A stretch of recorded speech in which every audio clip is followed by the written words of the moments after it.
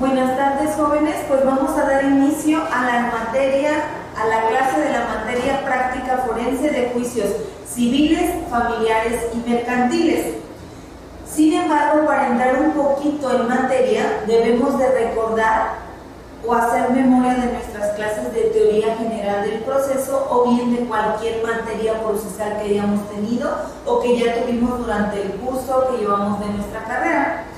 Es decir, vamos a hablar primero de la autoridad de las partes que integran un proceso judicial, de la competencia o clasificación de las competencias que conoce nuestra ley, de lo que es una acción, de lo que es una excepción, quién tiene el derecho para promover, cuál es la personalidad jurídica con la que promueven las partes, cuál es el carácter, cuál es la clasificación de las acciones que podemos promover. Pero para esto debemos tener clara una cosa. Nuestro Estado cuenta con su Código Civil y su Código Procesal Civil. El Código Civil y el Código Procesal Civil entienden la materia civil y la materia familiar, que son materias que vamos a estar llevando en este curso. Luego entonces, como el Código Civil atañe materia civil y familiar y el Código Procesal Civil hace lo mismo, debemos de diferenciar el derecho. Nosotros tenemos un derecho sustantivo y un derecho adjetivo. La misma palabra lo dice. El derecho sustantivo es la sustancia y el derecho adjetivo es el cómo vamos a hacer valer nuestro derecho o nuestra acción ante un juzgado de primera instancia o bien ante un juzgado correspondiente. Y para esto vamos a analizar por qué es sustantivo y por qué es adjetivo. Y analizando esta situación vamos a tomar en cuenta, y para que lo podamos entender, que el sustantivo va a ser aquel catálogo con el que nosotros contemos para poder decidir cuál es el juicio correcto e indicado para promover o hacer valer nuestro derecho. Mientras que la ley adjetiva, que es el Código Procesal Civil, nos va a indicar el cómo vamos a hacer valer nuestro derecho, es decir, cómo va a funcionar o cómo vamos a desarrollar un proceso judicial etapa con etapa. Daremos inicio entonces. Y primero vamos a hablar de un punto muy importante que es la jurisdicción y la competencia. De estos temas ya los estuvimos platicando tanto en aula como con trabajos en plataforma. Y esos trabajos en plataforma los vamos a analizar y hay un apartado que dice comentarios y dudas. Algunos nos presentamos a aula todavía el último día que tuvimos la oportunidad de estar en la institución para ir disipando dudas y algunos les pido puedan comentarla para que vayamos entendiendo mejor la materia.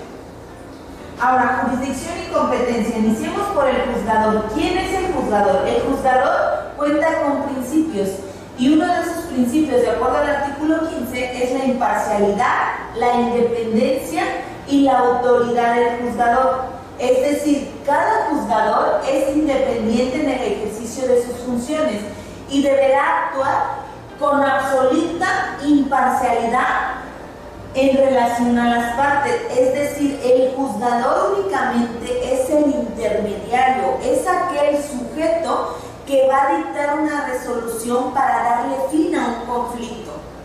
Es aquella persona que va a tomar la decisión de acuerdo a todo lo actuado en el proceso judicial, así como en el desahogo de las pruebas, para saber quién tiene la razón, es decir, a quién le asiste la acción o derecho para hacerle valer, o bien si son válidas las excepciones que promovió la parte demandada. De acuerdo al artículo 16 nos dice que el juzgador competente toda demanda debe formularse al juzgador competente. Había alguno de ustedes que me preguntaba y me manifestaba que el Código Civil o el Código Procesal Civil no nos decía literalmente quién es el juzgado que debe de conocer. Y yo les hacía referencia que para conocer cuál es el juzgador que va a conocer cada uno de los asuntos, lo primero que tenemos que saber es la clasificación de la competencia. Nuestra legislación hace una clasificación de competencia por materia, por grado, por valor y por territorio. De acuerdo a la materia, vamos a saber que en el juzgado contamos con juzgados especializados, que es materia civil y materia familiar. Y estos juzgados especializados son competentes para conocer meramente materia familiar o meramente materia civil y materia mercantil, que son el juzgado único de primera instancia. Y ahora vamos que tenemos una materia por valor. La materia por valor hablamos de cuantías generales.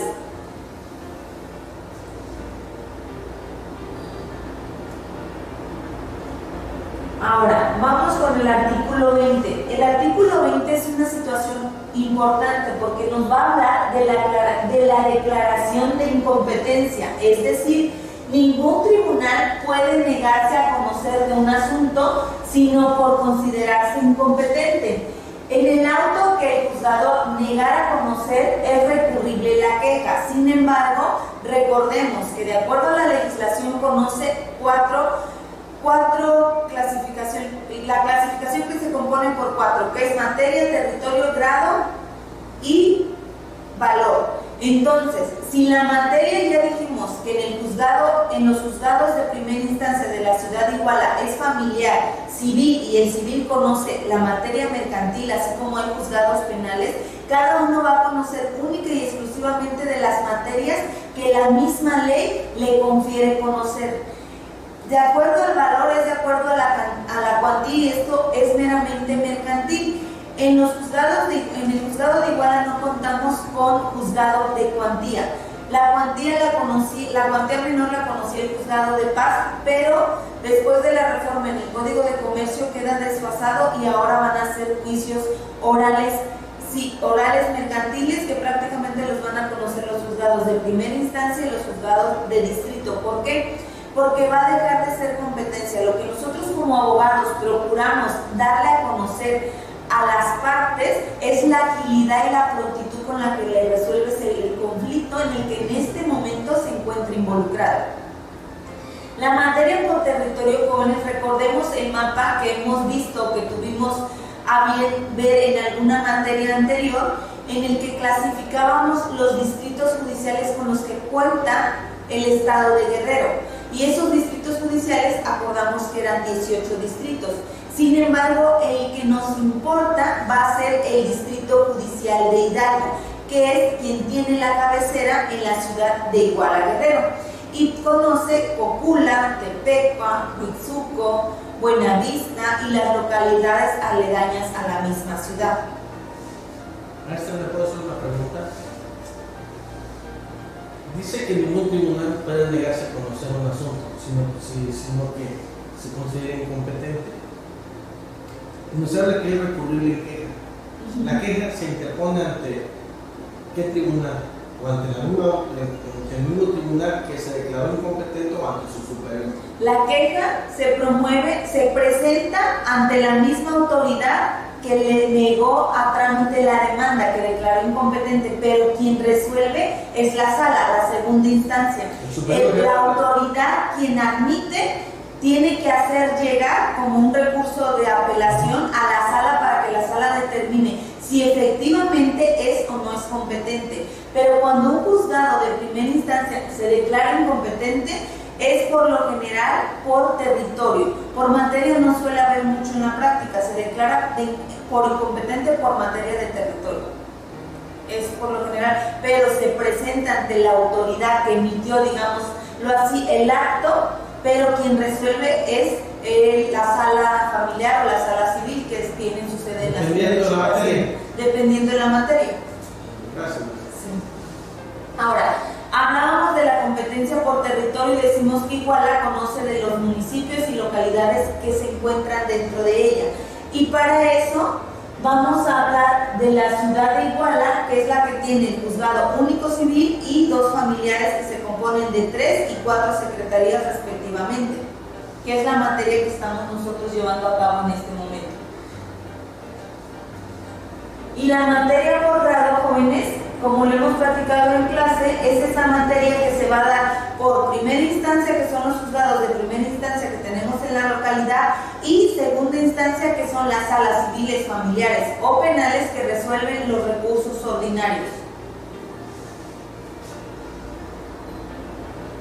Y aquí nos habla de la competencia por valor, que se fija en la cantidad o cuantía. En general son en cantidades fijas que tiene nuestro código, sin embargo ahí solamente opera en materia mercantil. Y ahorita con la reforma y con la intención de que todos los juicios mercantiles en materia de oralidad son sin cuantía alguna, hablábamos que los juzgados mixtos de paz van a quedar desfasados, y quien es competente para conocer los juzgados orales mercantiles van a ser los de primera instancia y el juzgado de distrito. Y hablamos por competencia por materia. La competencia de materia se va a basar en la competencia que tenemos de acuerdo al artículo 29, la competencia exclusiva de los juzgadores de primera instancia, cualquiera que sea el valor del negocio, los juzgadores de primera instancia, con exclusión de los juzgados de paz, que es lo que comentábamos en materia mercantil. En la práctica, jóvenes, los únicos juicios que llevan a cabo los juzgados de paz actualmente son los apeos y deslindes. Y en materia mercantil, los de cuantía menor, que va a quedar totalmente desfasado. Entonces, los juzgados decimos que conocerán del estado civil o la capacidad de las personas. Esto lo vamos a ver meramente familiar. De la información a permutual o de dominio, es decir, de la posesión física o legal que tenemos respecto a los bienes inmuebles, que se da en materia civil, y muchas veces puede operar un poco en materia de sucesiones cuando los coherederos tenemos en posesión o tienen en posesión bienes que se encuentran en controversia, litigio de decisión para determinar quién es el coheredero o la mejor persona con derecho a poseer. De la declaración de validez y ejecución de sentencias extranjeras. Estas declaración de invalidez y sentencias extranjeras en la práctica lo vamos a ver muy raramente.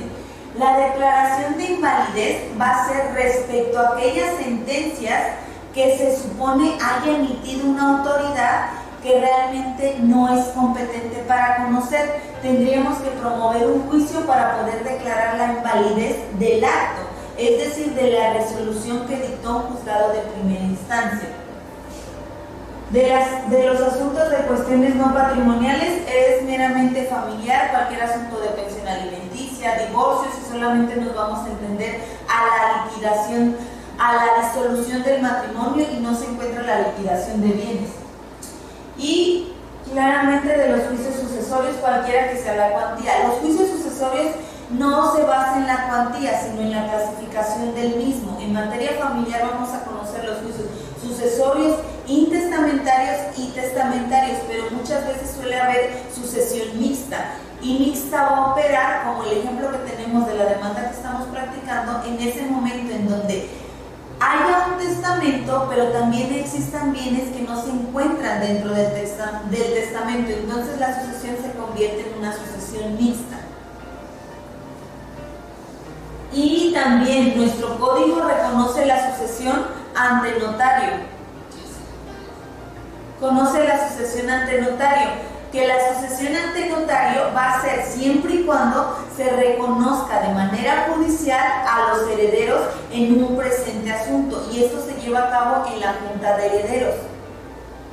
Por otra parte, debemos de recordar, nos dice, de los demás para que la ley los asigne con competencia exclusiva. Competencia exclusiva si tuviéramos juzgados en materia mercantil. Únicamente va a conocer en materia mercantil, en materia familiar, en materia civil o en materia penal. Son única y exclusivamente para la materia de acuerdo a la competencia que nos asigne el juzgado.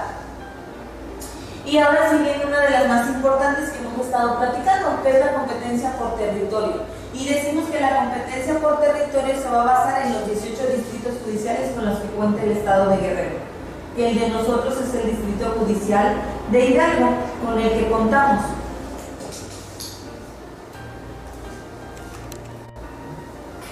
Entonces, quedamos claro con la clasificación de competencias que maneja nuestra legislación, y para hacer un poquito de énfasis decimos que es materia, por materia, territorio, grado y cuantía.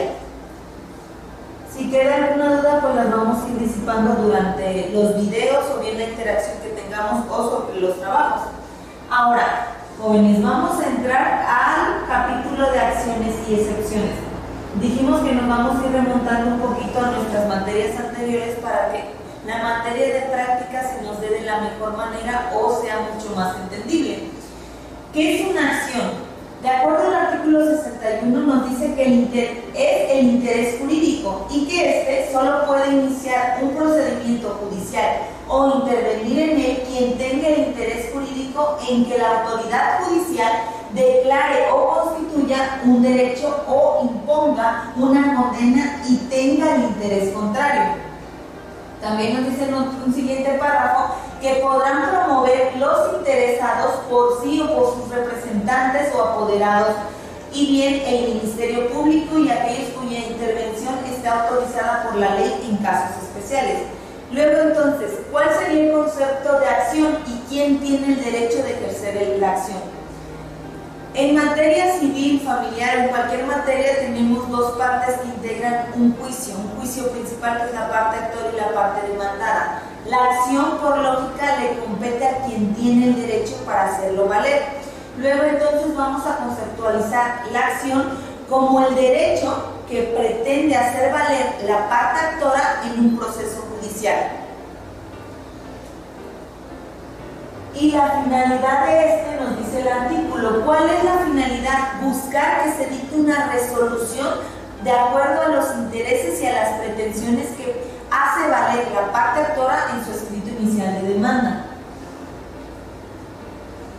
Y uno de los fines de los que nos habla el Código Procesal Civil del Estado para ejercer la acción puede ser que la fracción primera nos dice que se condene al demandado a realizar una determinada prestación. Hablemos en materia familiar de un juicio especial de alimentos. ¿Cuál es nuestra pretensión? Que se fije, ya sea de manera líquida o mediante porcentaje, una pensión provisional y en su momento procesal oportuno una definitiva. Esto es, a mí como parte actora lo que me interesa es que se fije la pensión, que empiece a cumplir con su obligación y que durante la secuela procesal yo parte actora acredite el incumplimiento y la posibilidad del demandado para poder proporcionar los alimentos. Recordemos que la figura de alimentos nos dice que los alimentos deberán proporcionarse de acuerdo a las posibilidades de quien deba darlos y a la necesidad de quien debe recibirlos. Ahora bien, una segunda fracción nos dice que se declare la inexistencia o se reconozca la inexistencia de un interés legítimo protegido o de un hecho o acto o relación jurídica o la autenticidad o falsedad de un documento. En este podríamos poner como ejemplo que se nos reconozca la relación jurídica o la autenticidad o falsedad de un documento. Podríamos poner el ejemplo de una nulidad de escritura, que también es un juicio que estamos analizando en el proyecto de demanda. La falsedad, en esa escritura que vamos a alegar, vamos a poder alegar la falsedad de la firma, que la persona que comparece en carácter de vendedor no contaba con la capacidad para poder llevar a cabo el acto o no se encontraba en ese momento en territorio nacional o estaba impedido para desarrollar, o que la escritura o el documento idóneo está viciado, cuenta con algún vicio para que este pueda ser objeto de nulidad. Ahora, un acto o relación jurídica. ¿Qué es el acto, joven? El acto va a ser, otro ejemplo más que podemos poner como acto o relación jurídica, puede ser el promover un divorcio incausado o divorcio voluntario o bien un divorcio administrativo ante la autoridad competente. Claro, ¿por qué? Porque vamos a dar por terminada una relación jurídica que existe entre las partes que van a intervenir en el proceso judicial. La fracción tercera nos habla de la constitución, modificación o extinción de un estado o situación jurídica concreta.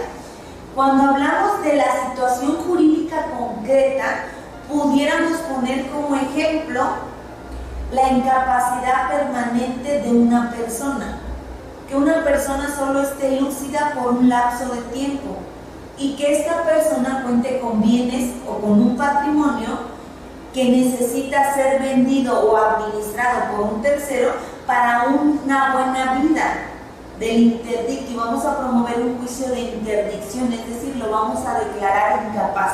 Y con esto nos damos como la situación jurídica concreta del momento exacto de la situación en la que se encuentra la parte actora. ¿Por qué es parte actora? Porque vas a promover en el carácter de representante legal.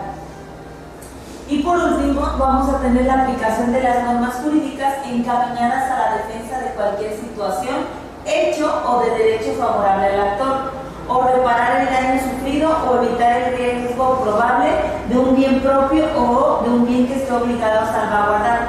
En este podemos poner como ejemplo el juicio reivindicatorio. ¿En qué consiste un juicio reivindicatorio? El juicio reivindicatorio va a consistir en que una persona tenga la posesión de un bien inmueble mientras que la persona tiene la legalidad de él, es decir, es dueño legal.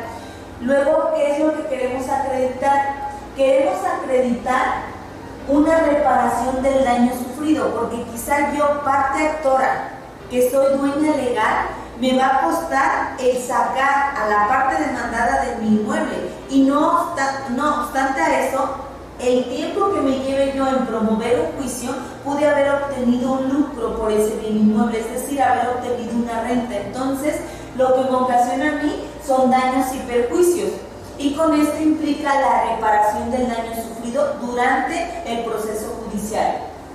No solamente condenar a gastos y costas, sino a la reparación del daño que sufrimos en un proceso judicial.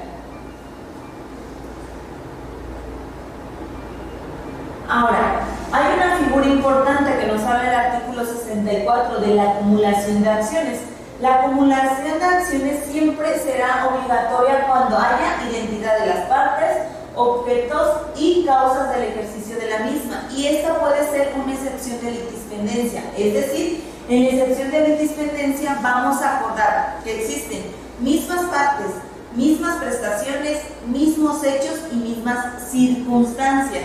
Entonces se va a dar la excepción de litispendencia y tendríamos que dar por concluido un juicio o terminar la etapa en la que se encuentre, porque de lo contrario tendríamos sentencias contradictorias que podrían reparar perjuicio a alguna de las partes en el juicio.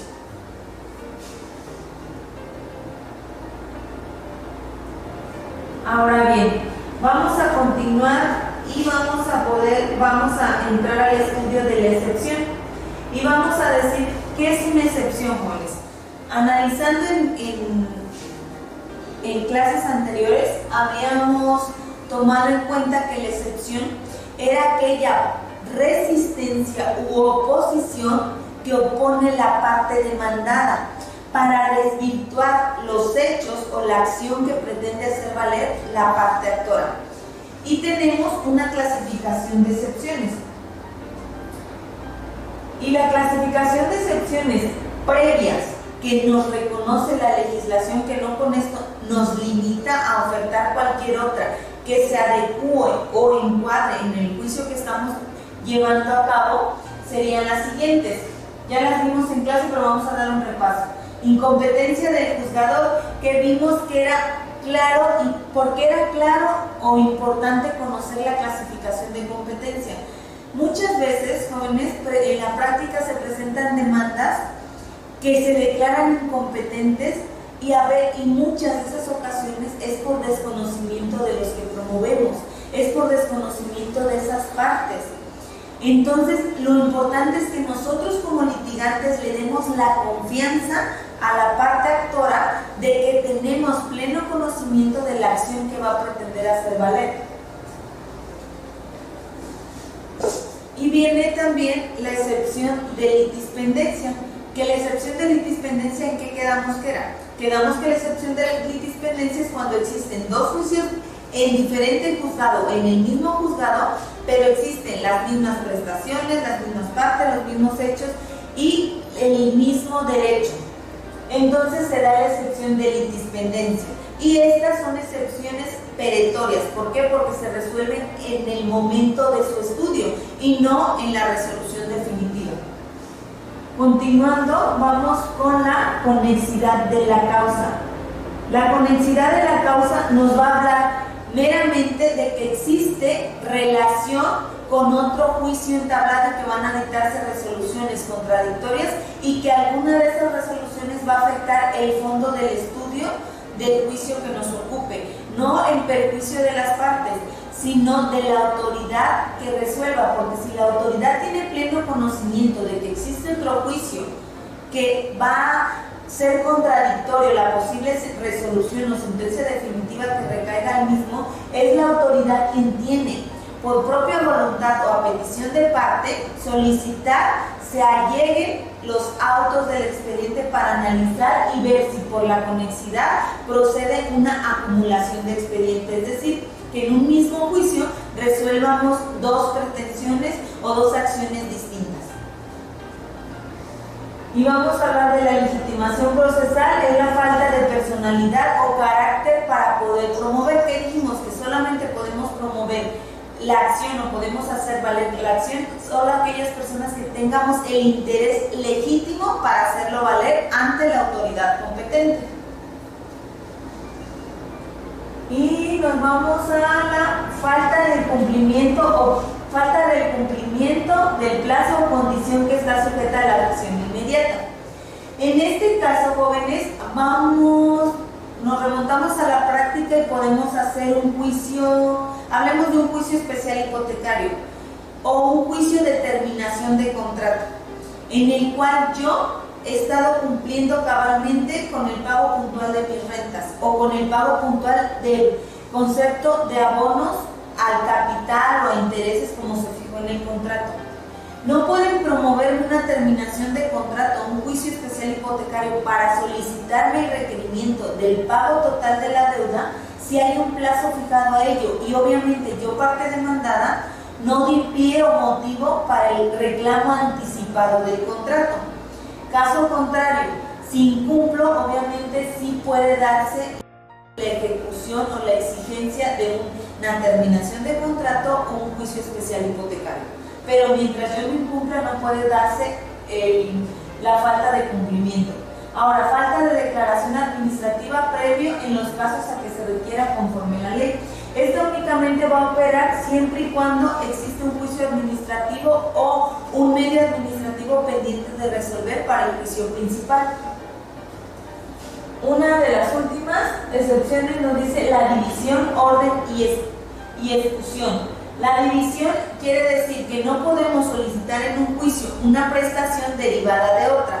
Y aquí poníamos el ejemplo de que siempre va a existir, si hay un incidente, siempre debe de existir un juicio principal. El incidente siempre va a emanar o va a depender de un juicio principal.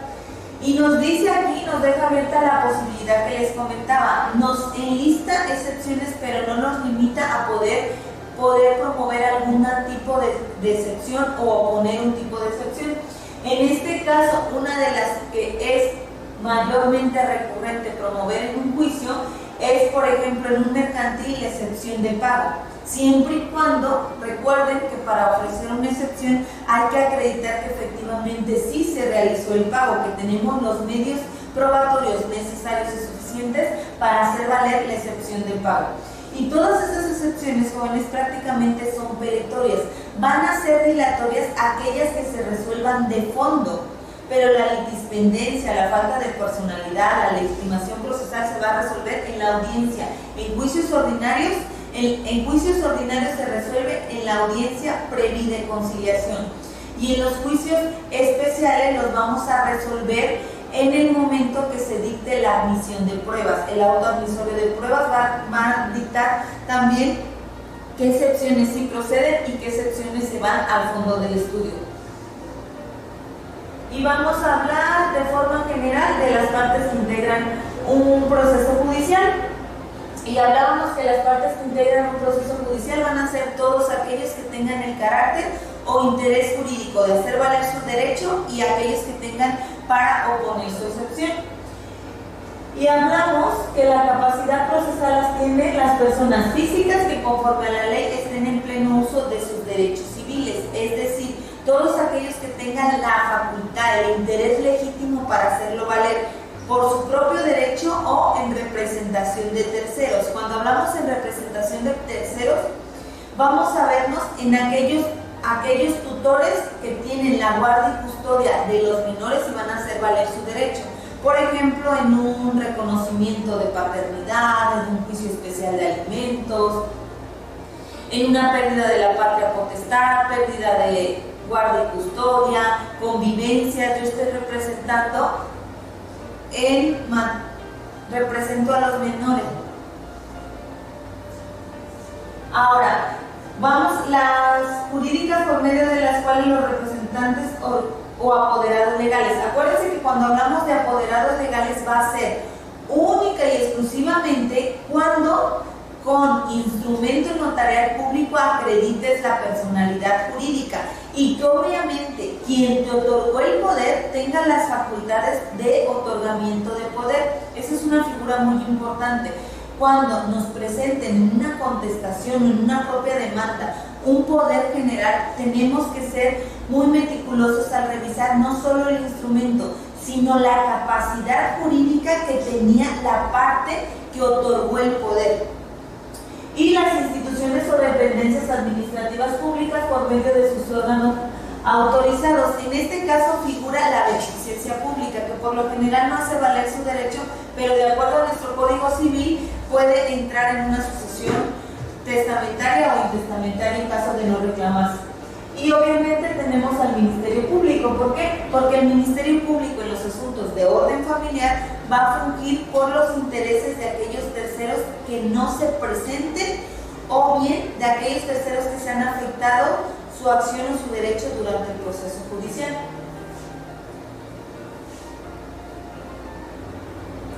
Ahora, jóvenes, de manera general es lo que hemos visto, lo que tenemos que ver para que puedan entender un poquito de lo que es la práctica. Y quedamos que en la práctica forense vamos a analizar de manera general cómo se llevan a cabo la redacción de instrumentos. Si remontamos a esto, es porque en clase creo que ha habido inquietudes en relación de la no comprensión de algunos temas y que creo que son importantes para el desarrollo y buen entendimiento de la materia.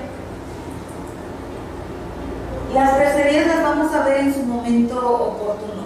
Ahora, sí quiero que entremos al estudio del juicio ordinario civil para que de menos, de acuerdo al artículo 232, analicemos los elementos que debe de contener una demanda y la próxima clase continuamos con el mismo tema. Sin embargo, quisiera ser puntual en eso para que tengamos oportunidad de analizarlo. Y decimos que el artículo 232 de nuestro Código Procesal Civil nos maneja los elementos que debe de contener nuestra demanda. Y primeramente, ¿por qué nos va a apoyar ese artículo 232? El artículo 232 nos va a auxiliar, porque les decía yo en clase, es nuestro instructivo para poder llevar a cabo un escrito de demanda, un escrito inicial de demanda. Vamos a analizar los requisitos, a enlistarlos brevemente para que para la siguiente clase retomemos el tema. Decimos que la legislación procesal nos dice que debe contener como mínimo el tribunal ante quien se promueve, y recordemos que para eso debemos de conocer nuestra clasificación de competencia, el nombre y domicilio del actor, el nombre y domicilio del demandado o de los apoderados legal, el nombre y domicilio en el que se va a llevar a cabo la notificación o si el domicilio se ignore o es desconocido, una relación clara y sucinta de los hechos, no por mucho quiere decir que es mejor. La redacción clara debe de ser precisa y concisa. No porque queramos hacer 10, 20 hojas en una demanda quiere decir que es una buena demanda. Una buena demanda va a consistir en que seamos breves, en que seamos claros, en que el juez nos comprenda la idea que tenemos en relación a la pretensión que queremos hacer valer. La enumeración precisa y concreta de las peticiones, es decir, de las prestaciones que estamos solicitando mediante el escrito inicial de demanda.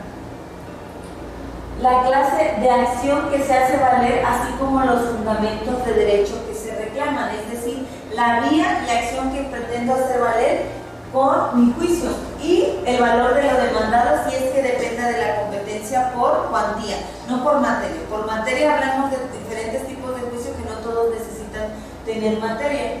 Y esos pues, son los elementos que, como ya hemos visto en clase, debe de contener la demanda. Por el momento sería todo y nos